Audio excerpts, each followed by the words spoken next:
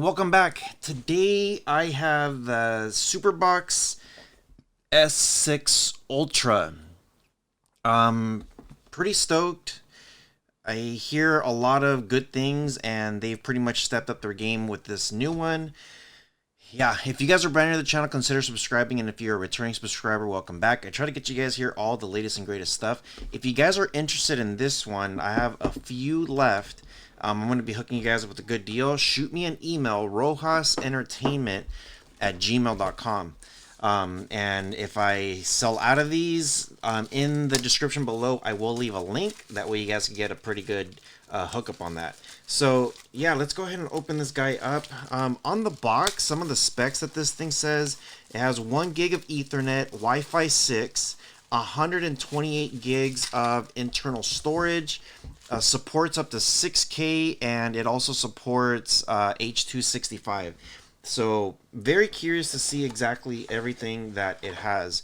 Here is your device. This is pretty good, not bad.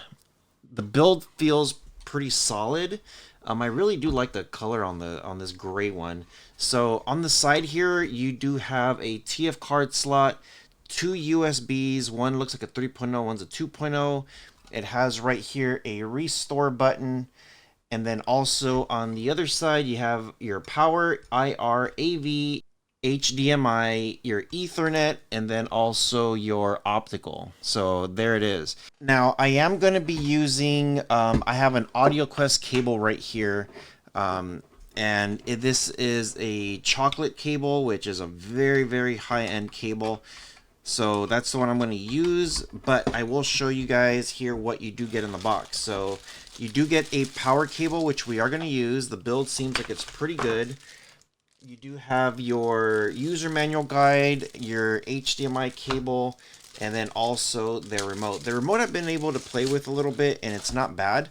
The only thing I would say is they don't come with batteries, so I have my own. You do need 2 AAA batteries, and you would think for the price that you're paying, you would at least get some batteries, so that way you don't have to worry about it, but yeah, keep that in mind. Okay, now that we know what we get, oh, and I did say you do get the user guide, just to show you guys, this is how it looks like.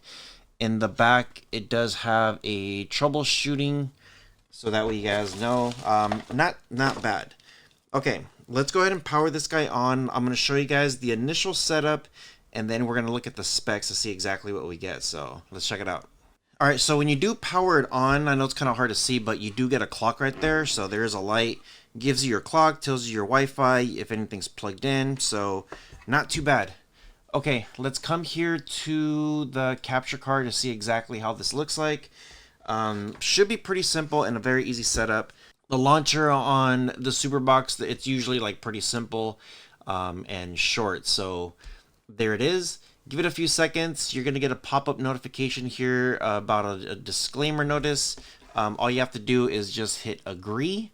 You will get the Wi-Fi, so make sure you pick the correct Wi-Fi and then make sure you put in the proper password. Now, once you've done the whole Wi-Fi password thing, this screen always pops up with like 96%. All you have to do is just move it until it gets to 100, and all that is just by pushing up and down on the remote.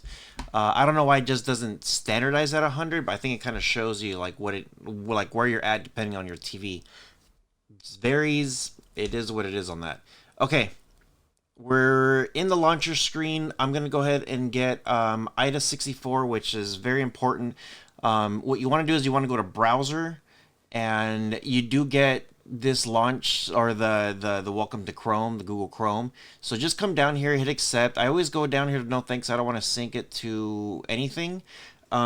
To take advantage of this, every time you come here to the web search and you click it, it's going to open up the voice. I don't know why it does that always, but just keep that in mind. That's what it does. So the remote does have a little mouse right there, an arrow that is going to be your mouse. So what you do is you click it once, and then the mouse comes up. And then you want to come here and then actually like click on the box itself. For some reason, it highlights the little microphone. It doesn't just click on the box, so you have to use the arrow. And then from here, just type in whatever you want. Now, another disclaimer, as you are using the remote, you do have to point it directly at the box. If you're pointing somewhere else, it's not going to work like some other remotes, so just keep that in mind. So I'm going to go ahead and get IDA64. You could also get this from the Google Play Store. It's a really good app. It kind of tells you everything that you need to know about the device. It's a free and legit legal app. So just keep that in mind. People are always curious about how it works. So IDA64 APK. I'm going to go to the IDA64 website, so I got to use that browser again, and then, or the mouse, and then click on the actual link, because again, it won't work. So I'm going to come here, download IDA64. I'm going to click on the link, and from here, just kind of follow the steps. It will tell you exactly what you need to do. So I'm not going to bore you guys with like all the steps, but just so you guys know, that's exactly how you're going to have to do it. Okay, so here we go. Opening up IDA64. This app is great. So the box does say it's 128 gigs of storage. You're left with about 109 gigs of free space. It does have 4 gigs of RAM, which is really good. As far as the CPU goes, it does use the all-winner chipset H313, H616 at a Cortex A53, so that's pretty good. The display, remember, I am running an AudioQuest. This is a very high-end cable, but the box resolution is only going to read it at a 1080p. So again, keep that in mind. Mali G31. As far as your Android goes, it does run Android 12, and the API level is 31. The device is rooted, by the way. Codecs, most important thing with this device, what works, what doesn't work. So you do have like quadruplets, the C2 decoder, OMX decoder, and also C2 encoder and OMX encoder. So you do have LATM, 3GPP, WB, FLOC, ALA, MLA, Opus, RAW, and Vorbis. And then for video, you do have your AVC, MPEG-2, ES, VP8, VP9, H263, H264. 3GPP, MP4 VES, so tons of stuff there, VP8, VP9. So they're all, some of them are different decoders, encoders, and also all winners specific codecs. You don't have Dolby, you don't have DTS HD, you don't have the either Dolby Vision, Dolby Sound.